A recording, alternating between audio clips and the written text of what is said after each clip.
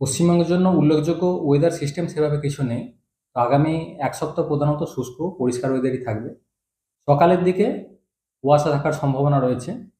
বিশেষ করে উত্তরবঙ্গের জেলাগুলোয় সকালের দিকে ২-১ জায়গায় ঘন কুয়াশা থাকার সম্ভাবনা রয়েছে আগামী ২-৩ দিন। দক্ষিণবঙ্গের জন্য প্রধানত হালকা থেকে মাঝারি ধরনের কুয়াশা সকালের দিকে।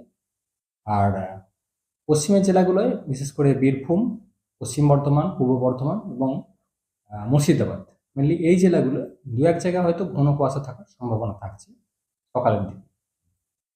বৃষ্টিপাতের সম্ভাবনা থাকছে না আগামী ১ সপ্তাহ। তাপমাত্রা বর্তমানে যেটা চলছে স্বাভাবিকের থেকে প্রায় ২ থেকে ৩ ডিগ্রি মতো বেশি রয়েছে।